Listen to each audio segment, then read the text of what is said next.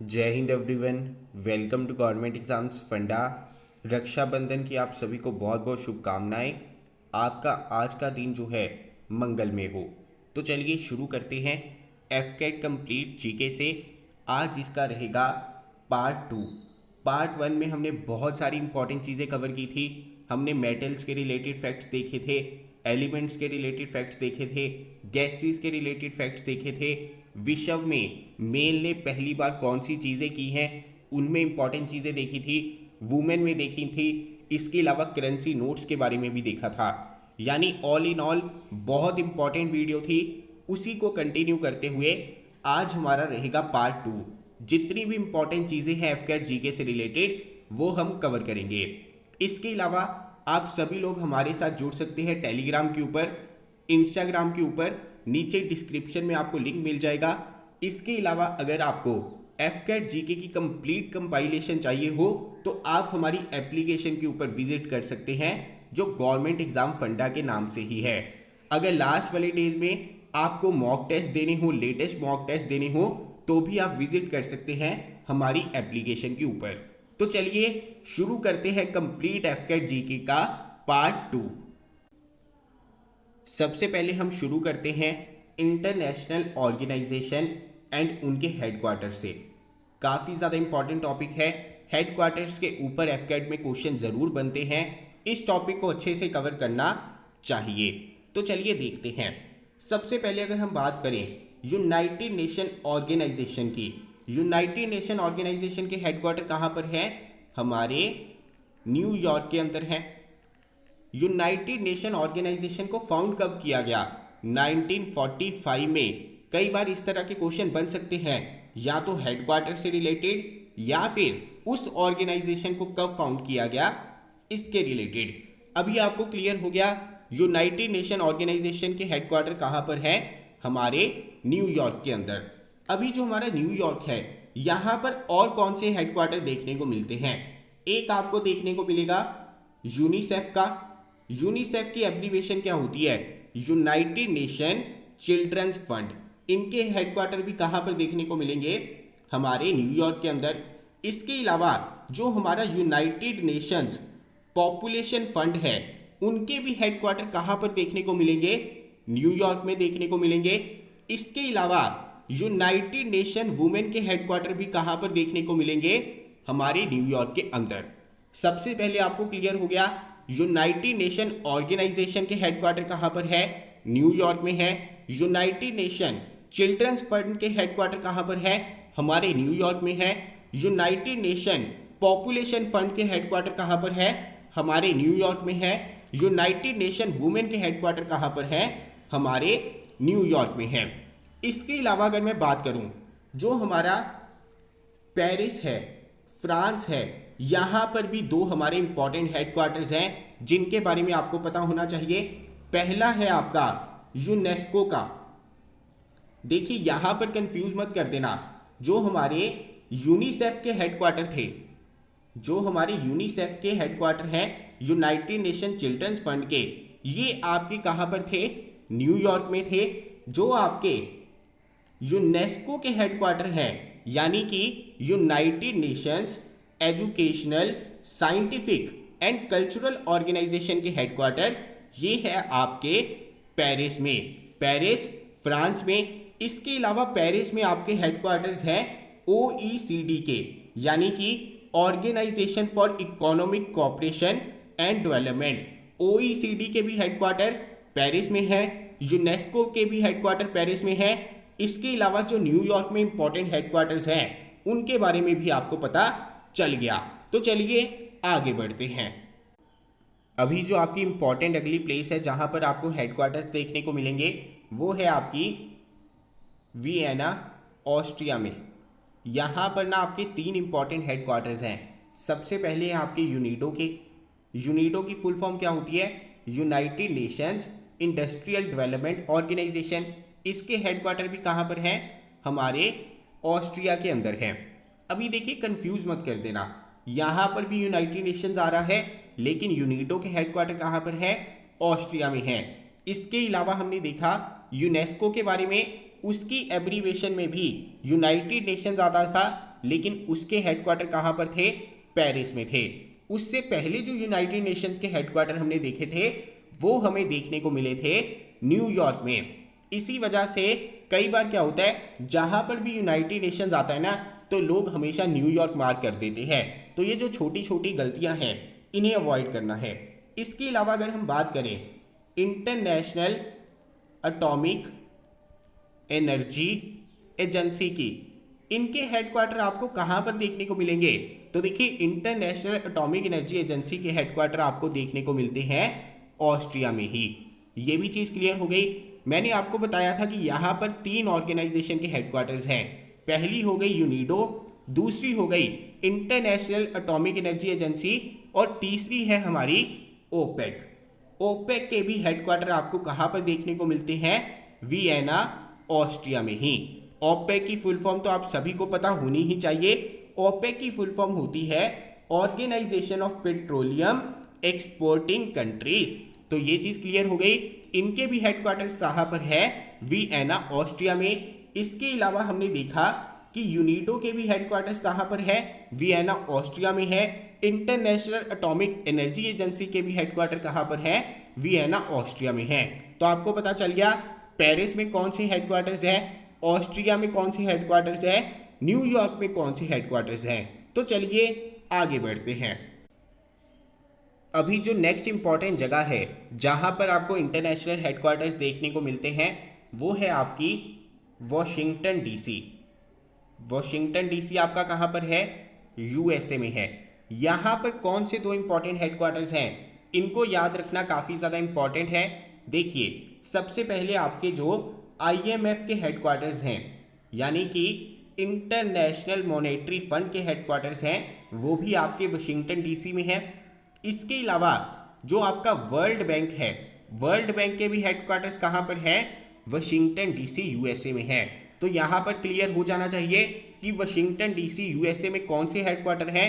International monetary fund के, इसके अलावा वर्ल्ड बैंक के। आगे हम बात करते हैं लंदन के बारे में। लंदन में हमारे कौन से इंपॉर्टेंट हेडक्वार्टर्स हैं? तो देखिए, यहाँ पर जो सबसे फेमस है वो है आपका अमनेस्टी इंटरनेशनल। इसके ऊपर डेफिनेटली क्वेश्चन बन सकता है। अमनेस्टी इंटरनेशनल के हेडक्वार्टर्स कहाँ पर हैं? हमारे लंदन के अंदर है। इसके अलावा इंटरनेशनल मैरीटाइम ऑर्गेनाइजेशन, इसके भी हेडक्वार्टर कहाँ पर है? हमारे लंदन के अंदर है। इसके अलावा कंज्यूमर इंटरनेशनल, इनके भी हेडक्वार्टर कहाँ पर है? आपके लंदन के अंदर ही है। तो आपको क्लियर हो गया अमनेस्टी इंटरनेशनल के, इसके अलावा इंटरनेशनल मैरीटाइम ऑर्गेनाइजेशन के, इसके अलावा कंज्यूमर इंटरनेशनल के, इनके हेडक्वार्टर कहाँ पर है? लंदन में है। यहाँ पर दोनों में ही इंटरनेशनल वर्ड आ रहा है, दोनों के ही हेडक्वार्टर हमारे कहाँ पर है? लंदन में है। तो इस तरह से छोटे छोटे हिंट पकड़ लिया कीजिए ताकि याद रखने में आपको काफ़ी ज़्यादा ईजी हो जाए। इसके अलावा जो आपके कॉमनवेल्थ ऑफ नेशंस हैं उनके भी हेडक्वार्टर्स कहाँ पर हैं? हमारे लंदन में है। आगे हम बात करते हैं हमारे नीदरलैंड की। नीदरलैंड में कौन से इंपॉर्टेंट हेडक्वार्टर हैं? याद करने की कोशिश करिए। नीदरलैंड हेग में हमारे बहुत ज़्यादा इंपॉर्टेंट हेडक्वार्टर है जिनके ऊपर क्वेश्चन बनता है। तो देखिए, जो हमारा इंटरनेशनल कोर्ट ऑफ जस्टिस है, इनके हेडक्वार्टर आपको कहाँ पर देखने को मिलेंगे? हमारे नीदरलैंड हेग में देखने को मिलेंगे। काफ़ी ज़्यादा इंपॉर्टेंट। इसके अलावा अगर हम बात करें FAO की, यानी कि फूड एंड एग्रीकल्चरल ऑर्गेनाइजेशन की, इनके हेडक्वार्टर आपको देखने को मिलते हैं रोम में। अभी तक जितने भी हेडक्वार्टर हमने कवर किए ना, एक एक हेडक्वार्टर इंपॉर्टेंट है। कोई भी ऐसा हेडक्वार्टर मैंने आपको नहीं बताया जिसके ऊपर क्वेश्चन नहीं बन सकता। फूड एंड एग्रीकल्चरल ऑर्गेनाइजेशन के हेडक्वार्टर कहाँ पर है? हमारे रोम में है। इसके अलावा नाटो के हेडक्वार्टर्स कहाँ पर हैं? नाटो की एब्रीविएशन क्या होती है? North Atlantic Treaty Organization. इनके हेडक्वार्टर्स आपको देखने को मिलेंगे बेल्जियम में। काफ़ी इंपॉर्टेंट, ब्रुसेल्स बेल्जियम में इनके हेडक्वार्टर देखने को मिलते हैं नाटो के। जो आपका ब्रुसेल्स बेल्जियम है, यहाँ पर देखने को मिलेंगे नाटो के हेडक्वार्टर। काफ़ी ज़्यादा इंपॉर्टेंट हो गया। इसके अलावा जो हमारा सार्क है, सार्क के हेडक्वार्टर्स कहाँ पर है? तो ये है हमारे काठमांडू, नेपाल में।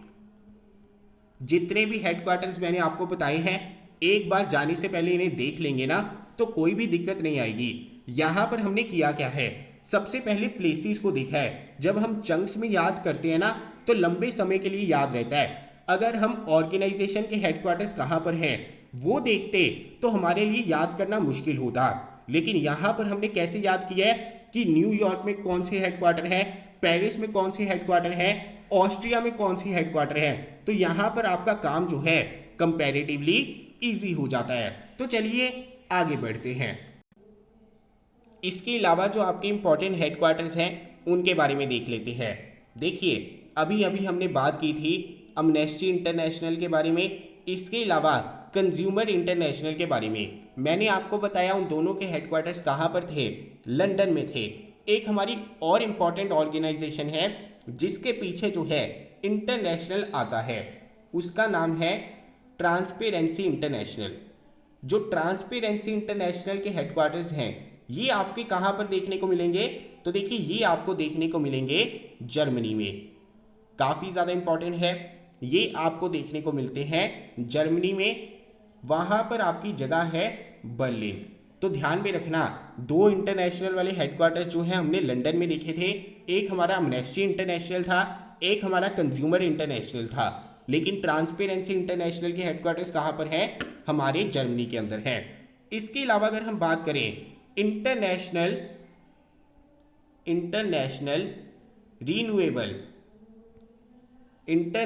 रीन्यूएबल एनर्जी एजेंसी के हेडक्वार्टर्स कहाँ पर है? इसके ऊपर अभी तक क्वेश्चन नहीं बना है, लेकिन ये भी काफ़ी ज़्यादा इंपॉर्टेंट है। इनके हेडक्वार्टर आपको देखने को मिलेंगे आबू धाबी, यूएई में। तो ये चीज़ क्लियर हो गई। इसके अलावा मैंने आपको बताया था सार्क के हेडक्वार्टर्स कहाँ पर थे? काठमांडू, नेपाल में थे। इसके अलावा जो हमारी एशियान कंट्रीज़ हैं, एशियान के हेडक्वार्टर्स हमारे कहाँ पर हैं? तो ये है आपके जकार्ता, इंडोनेशिया में। ये तो बहुत ज़्यादा इंपॉर्टेंट है, इनके ऊपर तो बहुत सारे एग्जाम्स में क्वेश्चन बनते हैं, चाहे आपके सार्क के हेडक्वार्टर्स हो गए, चाहे आपके एशियान के हेडक्वार्टर्स हो गए। इसके अलावा अगर हम बात करें इंडियन ओशियन, जो आपकी इंडियन ओशियन रिम एसोसिएशन है, इसके हेडक्वार्टर आपको कहाँ पर देखने को मिलेंगे? तो ये देखने को मिलेंगे मॉरिशस में। अभी के लिए इतने हेडक्वार्टर्स आपके लिए काफ़ी हैं। अगर यहाँ पर मैं याद करूँ, एक और आपका हेडक्वार्टर था जो काफ़ी ज़्यादा इंपॉर्टेंट है, वो है आपका Organisation for Prohibition of Chemical Weapons. ये काफ़ी ज़्यादा इंपॉर्टेंट है। Organisation for Prohibition of Chemical Weapons के हेडक्वार्टर आपके हैं हेग, नीदरलैंड में। तो ये आपको ध्यान में रखना है। जितने भी हेडक्वार्टर्स हमने यहाँ तक देखे हैं सभी के सभी इंपॉर्टेंट है। तो चलिए आगे बढ़ते हैं। अभी हम इंटरनेशनल ऑर्गेनाइजेशन एंड हेडक्वार्टर्स का टॉपिक ख़त्म करने जा रहे हैं। लास्ट जो आपकी इंपॉर्टेंट जगह है जहाँ पर बहुत सारे हेडक्वार्टर्स हैं वो है आपकी स्विट्ज़रलैंड। स्विट्ज़रलैंड में भी जो आपका जिनेवा है वहाँ पर बहुत सारे हेडक्वार्टर्स हैं, इसी वजह से इसे हम लास्ट में देख रहे हैं। अगर आपको इनसे पहले वाले हेडक्वार्टर्स का आइडिया हो जाएगा तो आपके लिए काफ़ी ज़्यादा इजी हो जाएगा जो हेडक्वार्टर्स आपके स्विट्ज़रलैंड में हैं उनको रिटेन करने के लिए। देखिए, जो आपके वर्ल्ड हेल्थ ऑर्गेनाइजेशन के हेडक्वार्टर्स हैं ये भी आपके जिनेवा स्विट्ज़रलैंड में हैं। इंटरनेशनल लेबर ऑर्गेनाइजेशन है, इनके भी हेडक्वार्टर कहाँ पर है? हमारे जिनेवा स्विट्ज़रलैंड में है। इसके अलावा वर्ल्ड ट्रेड ऑर्गेनाइजेशन, इनके भी हेडक्वार्टर कहाँ पर देखने को मिलेंगे? स्विट्ज़रलैंड में देखने को मिलेंगे। इसके अलावा वर्ल्ड इंटेलेक्चुअल प्रॉपर्टी ऑर्गेनाइजेशन, इनके भी हेडक्वार्टर कहाँ पर देखने को मिलेंगे? स्विट्ज़रलैंड में देखने को मिलेंगे। इसके अलावा जो आपका वर्ल्ड इकोनॉमिक फोरम है, इनके भी हेडक्वार्टर कहाँ पर है? हमारे स्विट्ज़रलैंड में है। इसके अलावा जो आपका IUCN है, इनके भी हेडक्वार्टर कहाँ पर है? हमारे स्विट्ज़रलैंड में है। तो यहाँ पर आप देख सकते हैं स्विट्ज़रलैंड में आपको बहुत सारे हेडक्वार्टर्स देखने को मिलते हैं। इसके अलावा अगर हम बात करें यूनाइटेड नेशंस कॉन्फ्रेंस, ये काफ़ी ज़्यादा इंपॉर्टेंट है क्योंकि इसमें भी यूनाइटेड नेशंस आता है। इसके ऊपर भी क्वेश्चन बन सकता है। अगर पूछे United Nations conference on trade and development, इनके हेडक्वार्टर्स कहाँ पर है, तो देखिए इनके हेडक्वार्टर्स भी कहाँ पर है, स्विट्जरलैंड में है।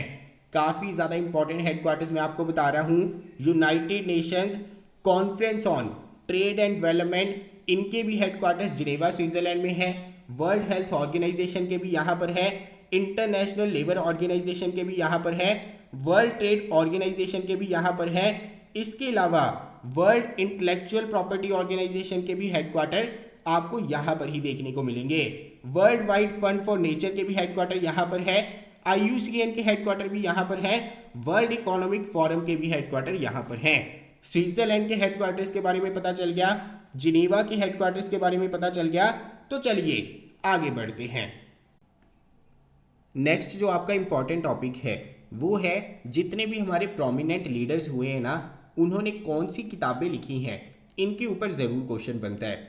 देखिए इस टॉपिक को कवर करने से पहले मैं आप सभी से रिक्वेस्ट करना चाहता हूँ, आप वीडियो के इतनी ज़्यादा आगे आए हैं, इसका एक ही रीज़न होगा कि आपको वीडियो में कोई ना कोई वैल्यू ज़रूर लग रही होगी। आपको लग रहा होगा कि यहाँ पर टाइम इन्वेस्ट करना जो है फ़ायदेमंद है, आपको काफ़ी कुछ सीखने को मिल रहा होगा, कंटेंट अच्छा लग रहा होगा, तभी आप वीडियो की इस पार्ट तक आए हैं। इसी वजह से मेरी आपसे रिक्वेस्ट है कि वीडियो के ऊपर लाइक ज़रूर कर देना, कमेंट कर देना और शेयर कर देना। इससे वीडियो की रीच जो है ज़्यादा बढ़ती है और आपका प्यार जो है हमारे तक पहुंचता है। आगे हम बात करते हैं कि कौन सी किताबें हैं जो हमारे प्रोमिनेंट लीडर्स ने लिखी हैं। सबसे पहले अगर हम बात करें महात्मा गांधी की, तो महात्मा गांधी की जो फेमस बुक्स हैं जिनके ऊपर आपको क्वेश्चन बन सकते हैं, एक तो है माई एक्सपेरिमेंट विद ट्रूथ। इसके बारे में तो आप सभी को पता होगा, जिन्होंने भी स्टैटिक जीके के बारे में पढ़ा हुआ है। माई एक्सपेरिमेंट विद ट्रूथ, ये हमारी बुक किनकी थी, महात्मा गांधी की थी। इसके अलावा जो आपकी हिंद स्वराज है, ये भी बुक किसकी है, महात्मा गांधी की है। इसके अलावा की टू हेल्थ, ये भी आपकी बुक किनकी है, हमारे महात्मा गांधी की है। तो ध्यान में रखना, key to health, Hind Swaraj, my experiment with truth, ये किनकी बुक्स हैं, हमारे महात्मा गांधी की है। इसके अलावा बात करते हैं जवाहरलाल नेहरू के बारे में। तो देखिए जवाहरलाल नेहरू की कौन सी किताबें आपको देखने को मिलेंगी। सबसे पहले है आपका discovery of India.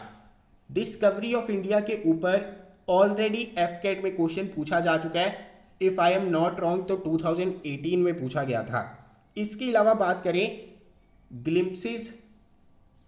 Glimpses of world history, ये भी किनकी बुक है, हमारे जवाहरलाल नेहरू की है। तो जवाहरलाल नेहरू की दो इंपॉर्टेंट बुक्स आपको पता चल गई, discovery of India, glimpses of world history. इसके अलावा अगर हम बात करें सरोजनी नायडू जी की, जो हमारी सरोजनी नायडू जी है, इनकी काफ़ी इंपॉर्टेंट बुक्स हैं, उनके बारे में देख लेते हैं। सबसे पहले इनकी जो इंपॉर्टेंट बुक है वो है गोल्डन थ्रेशोल्ड। गोल्डन थ्रेशोल्ड, इसके ऊपर जरूर क्वेश्चन बन सकता है। गोल्डन थ्रेशोल्ड किनकी बुक है, सरोजनी नायडू की। इसके अलावा the feather of dawn, the feather of dawn, ये भी किनकी बुक है, हमारे सरोजनी नायडू जी की बुक है। इसके अलावा the birds of time, the birds of time, songs of life, songs of life, death and the spring, ये भी किनकी बुक है, ये भी हमारी सरोजनी नायडू जी की बुक है। तो आप देखेंगे सरोजनी नायडू जी की बहुत सारी इंपॉर्टेंट बुक्स हैं। इसके अलावा सॉन्ग्स ऑफ इंडिया, ये भी किनकी बुक है, सरोजनी नायडू जी की बुक है। इसके अलावा अगर हम बात करें the Indian struggle, the Indian struggle 1920 to 1942, ये बुक किनकी है, ये बुक है हमारे नेताजी सुभाष चंद्र बोस जी की। तो ध्यान में रखना, the Indian struggle 1920 to 1942, Subhash Chandra Bose ji. इसके अलावा हमारी एक और इंपॉर्टेंट बुक है, वो है आपकी my truth. My truth book लिखी थी इंदिरा गांधी ने। कंफ्यूज मत कर देना। अगर हम बात कर रहे थे माई एक्सपेरिमेंट्स विद ट्रूथ, वो बुक लिखी है महात्मा गांधी ने। माई ट्रूथ बुक किसने लिखी है? इंदिरा गांधी ने लिखी है। इसके अलावा अगर हम बात करें इंडिया डिवाइडेड, जो हमारी इंडिया डिवाइडेड बुक है ये लिखी है राजेंद्र प्रसाद जी ने, इसके बारे में ध्यान में रखना है। इसके अलावा जो हमारे बाल गंगाधर तिलक जी थे, बाल गंगाधर तिलक, इनकी दो इंपॉर्टेंट बुक्स हैं जिनके बारे में आपको पता होना चाहिए। पहली है आपकी गीता रहस्य, गीता रहस्य बुक इनकी है। इसके अलावा आर्कटिक होम इन वेदास, ये भी हमारी किनकी बुक है? बाल गंगाधर तिलक जी की बुक है। तो ये भी आपको क्लियर हो गया। इसके अलावा अगर हम बात करें मौलाना अबुल कलाम आज़ाद की, मौलाना अबुल कलाम आज़ाद, तो इनकी भी दो इंपॉर्टेंट बुक्स है जिनके बारे में आपको पता होना चाहिए। तो देखिए मौलाना अबुल कलाम आज़ाद की जो पहली बुक है वो है India wins freedom, India wins freedom, जिसके ऊपर क्वेश्चन बन सकता है। इसके अलावा जो दूसरी इंपॉर्टेंट बुक है इनकी वो है गुबार ई खातिर, गुबार ई खातिर। ये दोनों किन की बुक्स हैं? मौलाना अबुल कलाम आज़ाद की। इसके अलावा आपकी एक बुक थी अनहैप्पी इंडिया, अनहैप्पी इंडिया किन की बुक है?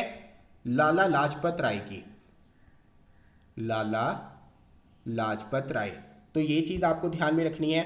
इसके अलावा अगर हम बात करें जो इंपॉर्टेंट बुक है वो है आपकी poverty and un British rule in India, un British rule in India. ये बुक है आपकी दादा भाई नारोजी की। इसके अलावा अगर हम बात करें माई कंट्री माई लाइफ, ये बुक किसकी है? ये है आपकी LK अडवाणी जी की। इसके अलावा अगर हम बात करें जो फिलहाल आपके इंपॉर्टेंट लीडर्स हैं जिनके ऊपर क्वेश्चन बन सकता है, देखिए ममता बनर्जी काफ़ी ज़्यादा न्यूज़ में रही हैं इस वर्ष। आपको पता है वेस्ट बंगाल के इलेक्शन हुए थे, तो ममता बनर्जी ने जो बुक लिखी है वो है आपकी माई अनफॉरगेटेबल मेमोरीज, इसके ऊपर क्वेश्चन बन सकता है। माई अनफॉरगेटेबल मेमोरीज किसकी बुक है? ममता बनर्जी की बुक है। इसके अलावा आपकी बुक थी एग्जाम वॉरियर्स, एग्जाम वॉरियर्स, ये बुक है प्राइम मिनिस्टर नरेंद्र मोदी जी की। इसके अलावा अगर मनमोहन सिंह जी की बात करें तो यहाँ पर एक बुक थी जिसका नाम था changing India, changing India book थी हमारे मनमोहन सिंह जी की। तो देखिए वैसे हमारी बुक्स बहुत सारी हैं लेकिन जो इंपॉर्टेंट बुक्स थी वो हमने देख ली हैं। तो चलिए आगे बढ़ते हैं। आगे हम बात करते हैं ग्रासलैंड्स के बारे में, इनके ऊपर क्वेश्चन बन सकता है। जो हमारे वर्ल्ड के इंपॉर्टेंट ग्रासलैंड्स हैं इनकी लोकेशन क्या है तो देख लेते हैं। सबसे पहले आपके आते हैं पंपास, पंपास ग्रासलैंड आपके कहाँ पर हैं? पंपास ग्रासलैंड आपको देखने को मिलेंगे साउथ अमेरिका में, पंपास ग्रासलैंड देखने को मिलेंगे साउथ अमेरिका में। जैसे आपका अर्जेंटीना हो गया, उरुग्वे हो गया, ब्राज़ील हो गया, साउथ अमेरिकन कंट्रीज़ हैं वहाँ पर देखने को मिलेंगे पंपास ग्रासलैंड। इसके अलावा आपके ग्रासलैंड होते हैं प्रेरीज ग्रासलैंड, प्रेरीज ग्रासलैंड आपको देखने को मिलेंगे नॉर्थ अमेरिका में। जैसे आपका USA हो गया, कनाडा हो गया, वहाँ पर आपको देखने को मिलेंगे प्रेरीज ग्रासलैंड। इसके अलावा अगर बात करें डाउन्स ग्रासलैंड की, डाउन्स ग्रासलैंड आपको देखने को मिलेंगे ऑस्ट्रेलिया में। तो ध्यान में रखना पंपास ग्रासलैंड आपके सदर्न अमेरिकन कंट्रीज में देखने को मिलते हैं, Argentina, Uruguay, Brazil. Prairies grassland आपको देखने को मिलेंगे नॉर्थ अमेरिका में, जैसे USA, कनाडा। डाउन्स ग्रासलैंड आपको देखने को मिलेंगे ऑस्ट्रेलिया में।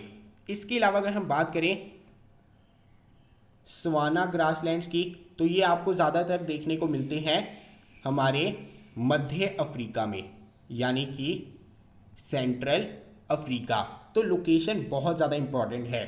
अगर हम बात करें कैंपोस ग्रासलैंड की, तो ये आपको देखने को मिलते हैं ब्राज़ील में, यानी कि साउथ अमेरिका में।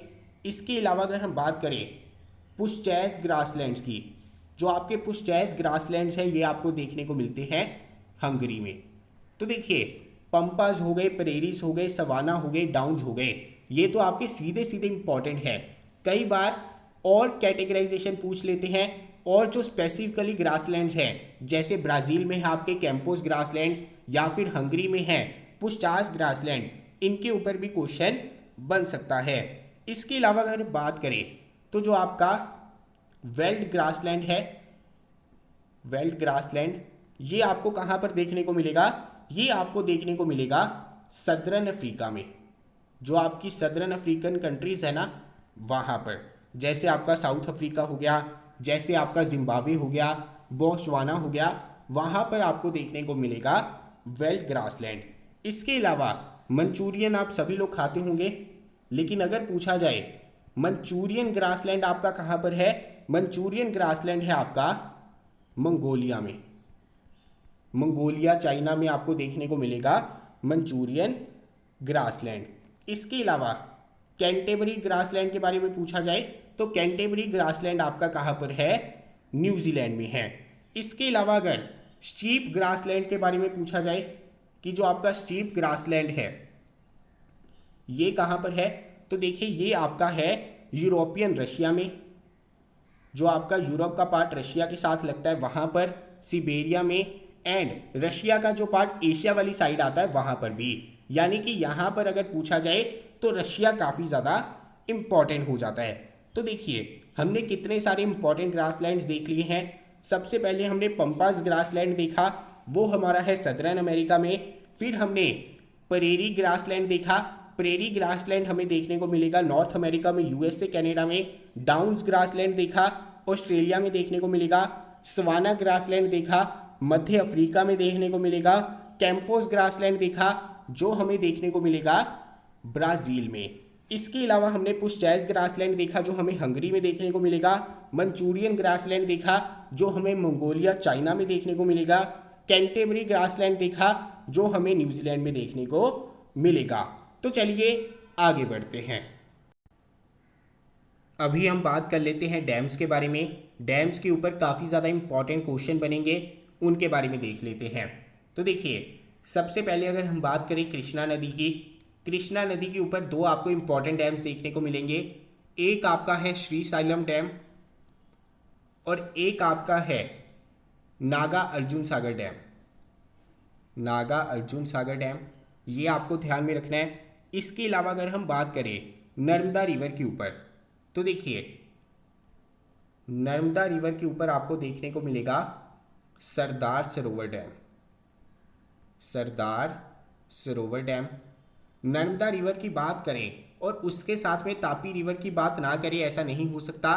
तापी रिवर के ऊपर आपको देखने को मिलेगा उकाई डैम। अगेन काफ़ी ज़्यादा इंपॉर्टेंट है।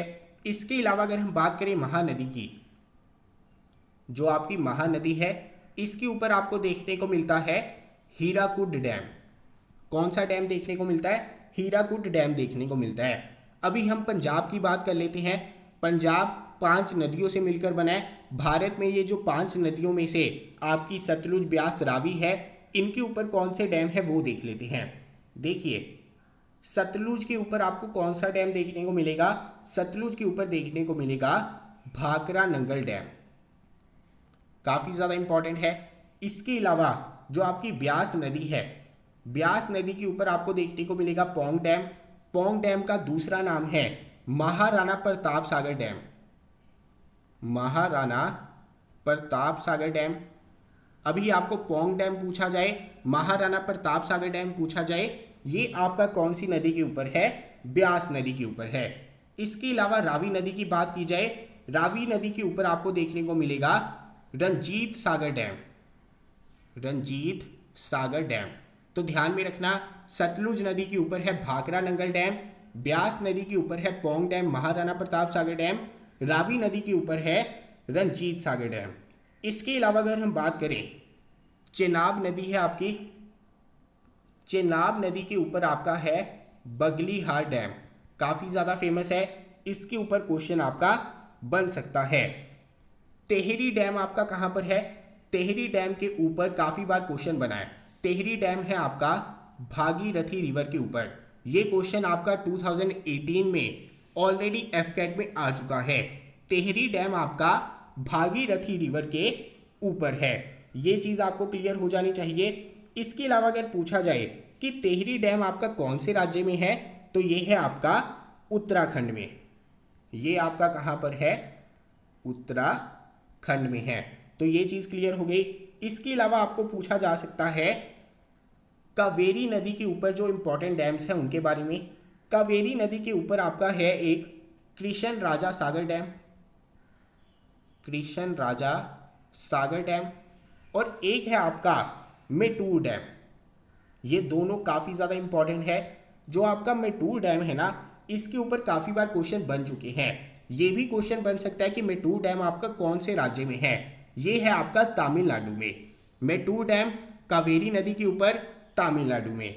इसके अलावा अगर हम बात करें कृष्ण राजा सागर डैम, ये भी कावेरी नदी के ऊपर है, लेकिन ये आपका कहाँ पर है?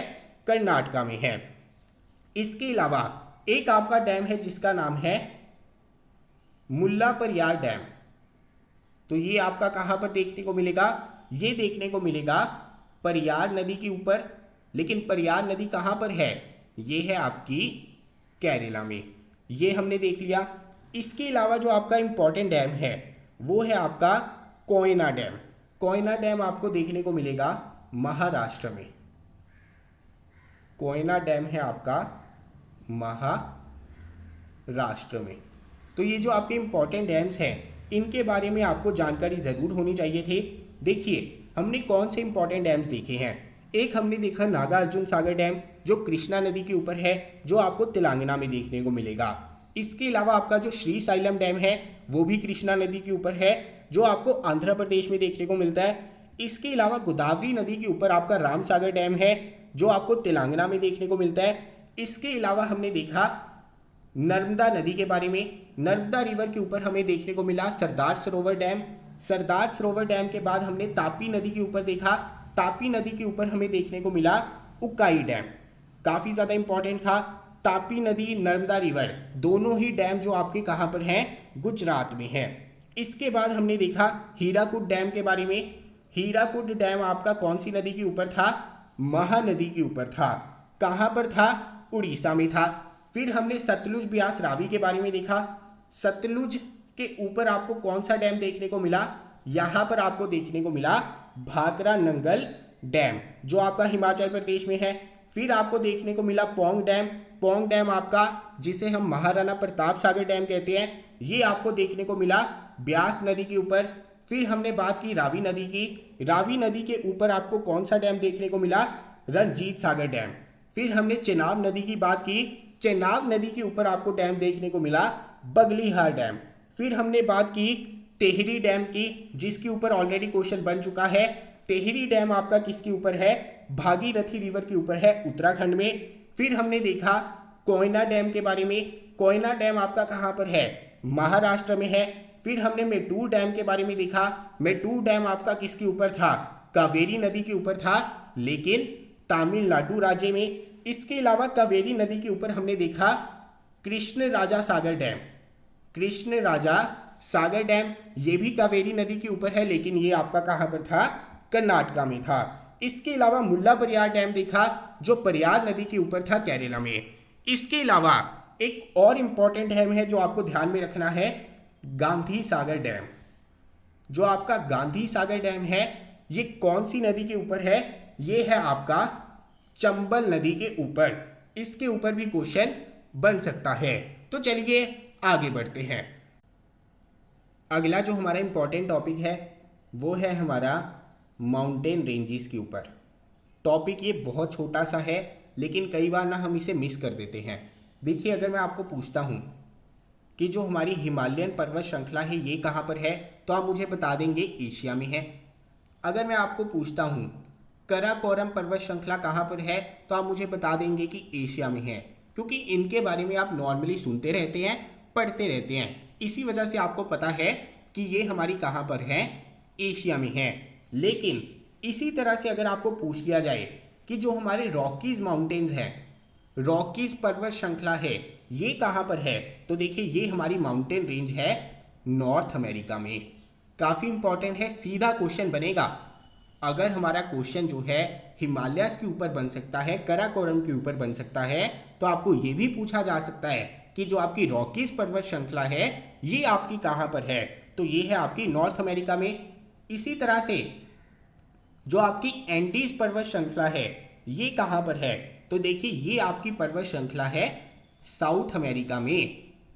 तो ये चीज़ आपको क्लियर हो जानी चाहिए। रॉकीज माउंटेन है आपके नॉर्थ अमेरिका में, एंडीज माउंटेन है आपके साउथ अमेरिका में। इसके अलावा अगर पूछा जाए जो आपकी अल्प्स पर्वत श्रृंखला है ये आपकी कहाँ पर है, तो देखिए ये है आपकी यूरोप में।